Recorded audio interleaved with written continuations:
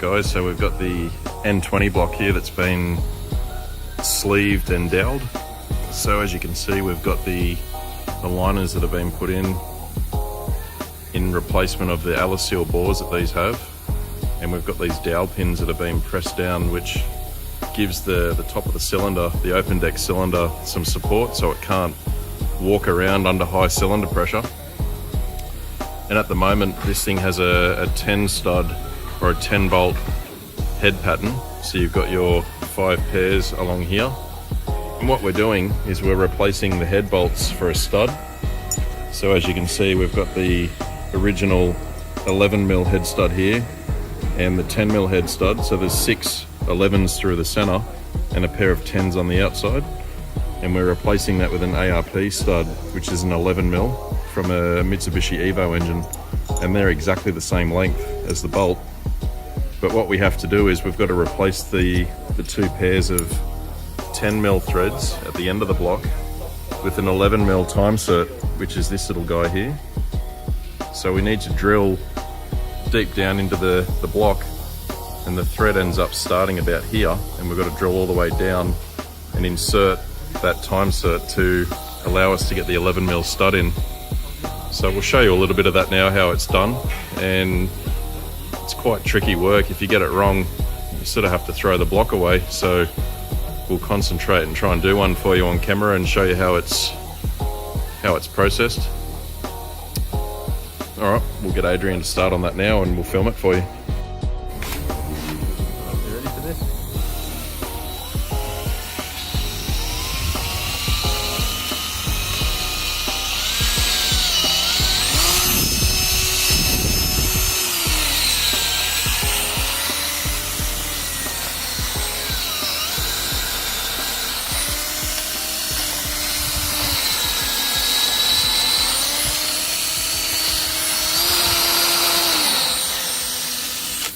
Out, spin it out.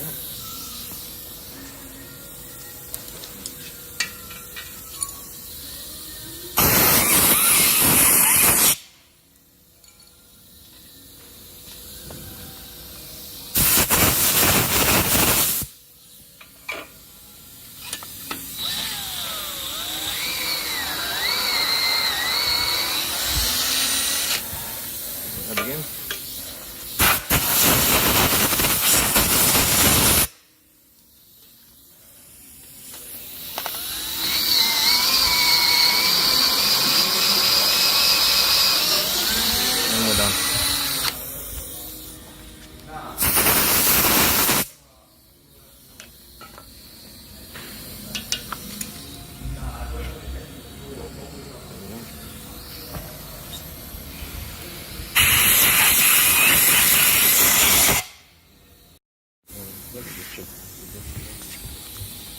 Okay, so that's the drilling process done, which I'll just quickly show you here. If it focuses, you can see there's a step on that bit, and that's where the shoulder of the helicoil will stop on. So you can't really see in there because of light, but there is a step about 30mm long. So the helicoil will stop down on that. We're about to tap that out now, which to the OD of the helicoil, and that will, it's a little bit more, but we don't go all the way down with the tap. So yeah, we'll put that in and then we'll show you how the helicoil, sorry, not the helicoil, the time cert goes in. And then we'll wind the stud in.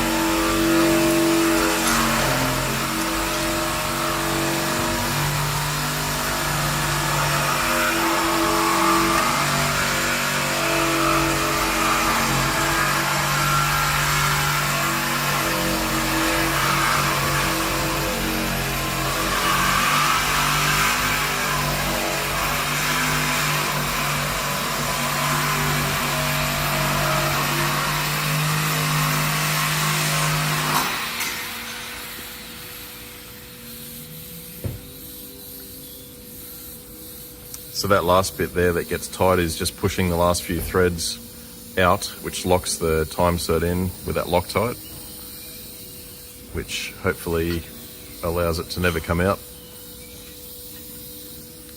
Feels good. Okay.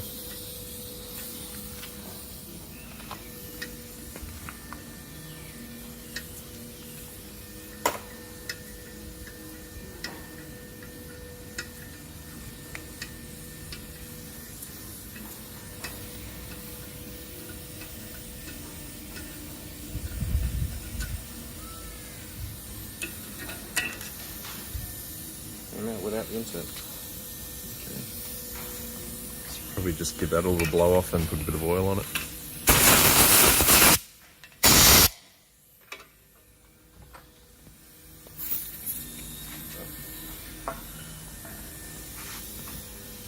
Insert. Or stud.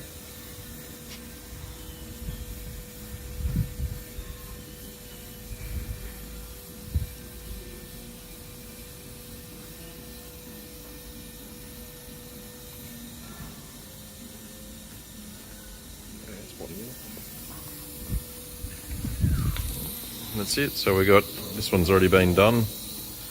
That's our next 11 mil. So we've just got to move up to this end now, and we can start cleaning the block down for the final time and put the bottom end together. So this is the main journals that have been closed up with the ARP studs. We had to shorten those down to a flush finish so that the oil pump clears across here. We'll run the standard bolts all through here as they were, but that's just an ARP M10 stud that's been shortened to suit. And now we'll put the pistons onto the rods and start getting those gapped up and clearanced, and we'll show you that when it's done.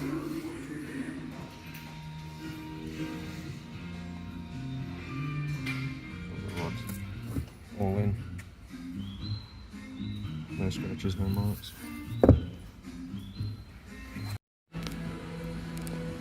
It wasn't like a hard spot to it.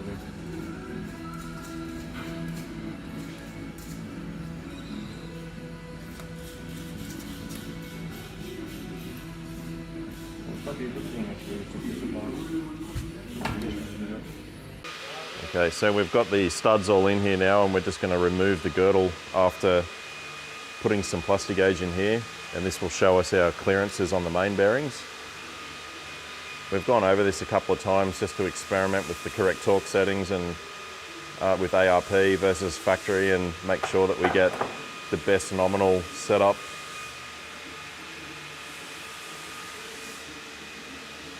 All right, so we got, so far we're looking pretty even on all those. So we'll run the gauge on them and just have a quick look and see where we're at with size.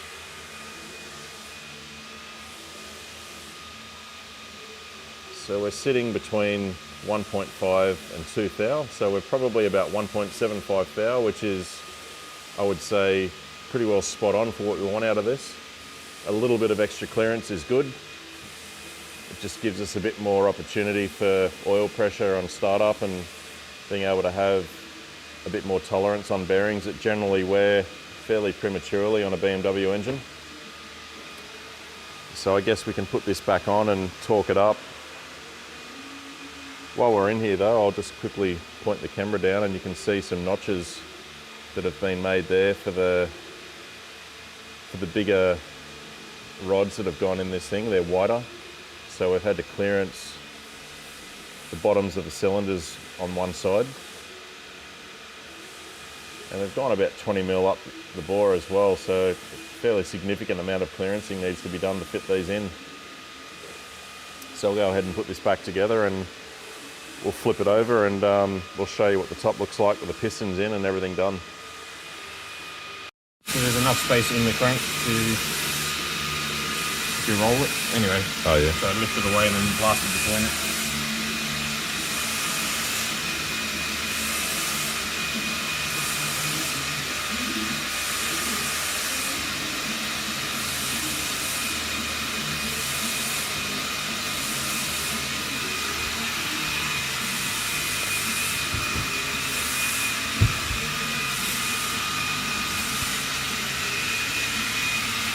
it off this side as well.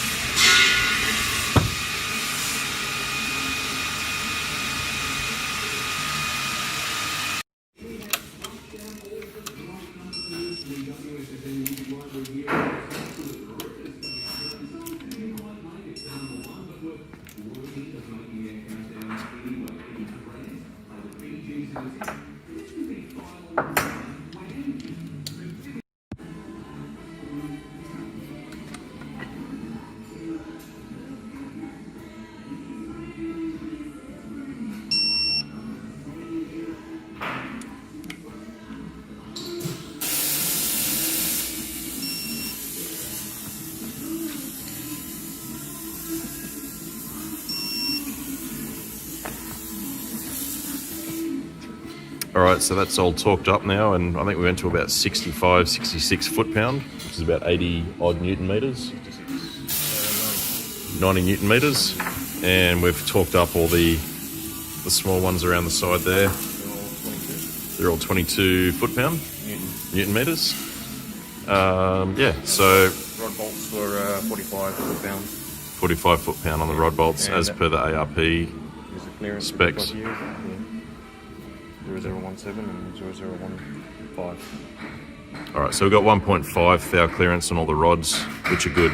So, real happy with the way that's come together. Now we can go ahead and put the oil pump on and start closing up the bottom end. That's this guy here, so we'll give him a clean and a check. And we'll continue on with it.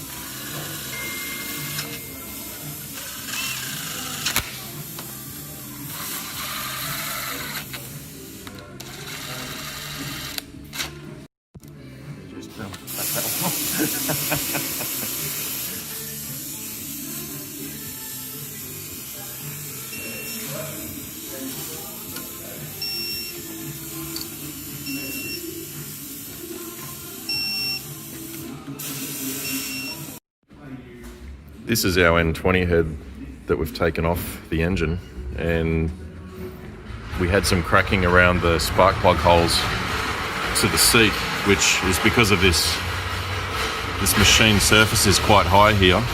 You can see there's a crack that runs just here from the peak of the plug tip through to underneath the seat, and this has happened on all the cylinders. You can see there's another crack there starting to form, and that's just because of the heat cycle and the thin material around here that seems to be a factory design problem. All the heads that we've seen have got this cracking. So what we've done is we've gotten a head that hasn't quite made it underneath the seat, and we're able to grind down or machine down all the peaks off here, and this will get rid of all the hot spots and the heat cycling and the cracking that will happen to all these heads normally.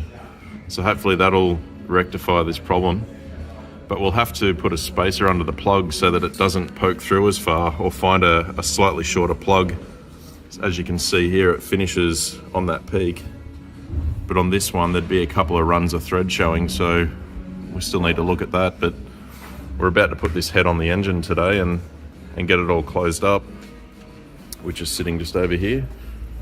So we're just preparing that now, and we'll put this head on and hopefully have resolved the cracking problem that these engines have got.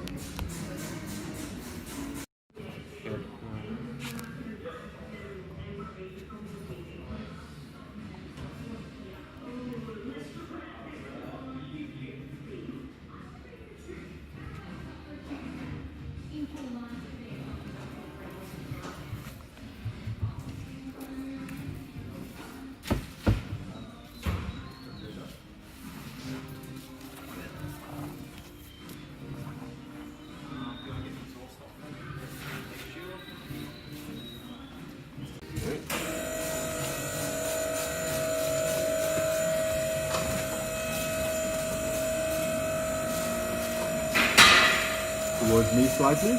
Yep.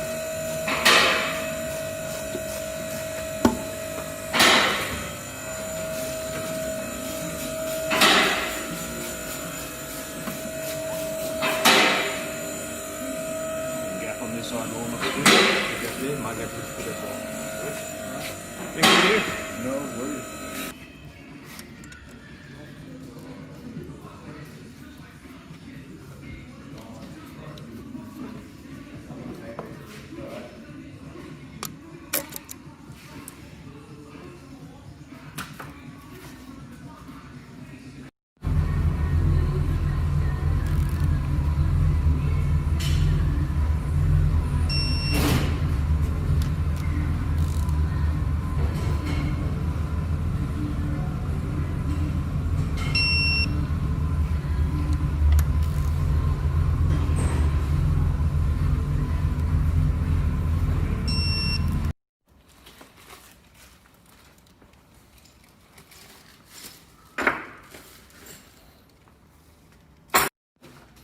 So we're at the end of today of assembling this engine, which included all the bottom pump gear going on and sump finalized.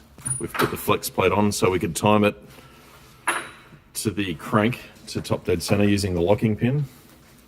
And we haven't shown you a lot of this, but all the valve train's gone on, all the cams, eccentric shaft, all the secondary lifter legs and springs, the eccentric shaft motor and sensors gone in, and the buckets here.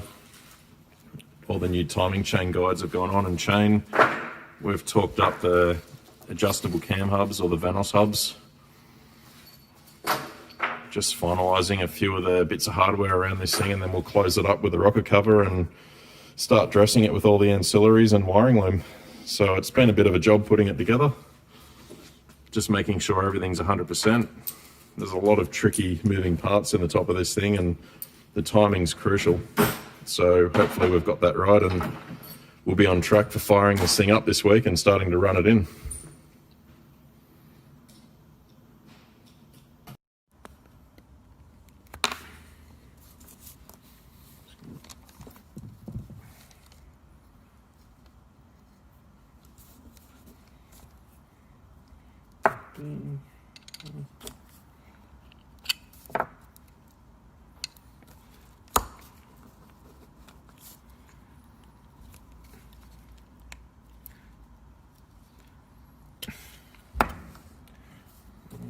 Just leave the last one on there for a while, is that what you do? Yep.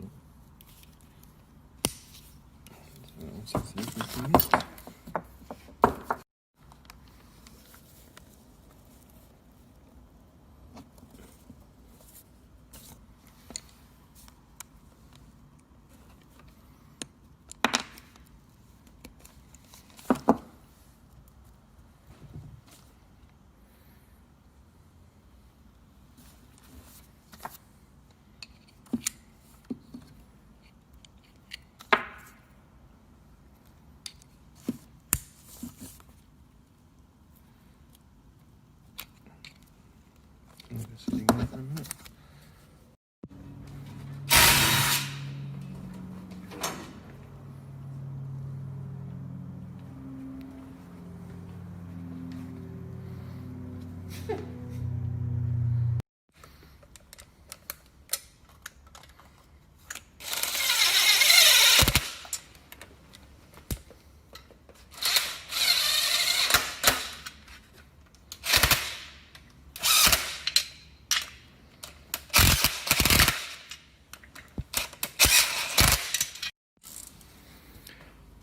Well, that about wraps it up for this venture. I think we'll make this into a video of the engine all going together with all the little mods along the way, and then the last video will just show us putting all this into the car, back onto the subframe with the gearbox and all the wiring harness, and then we should be onto the dyno for a tune.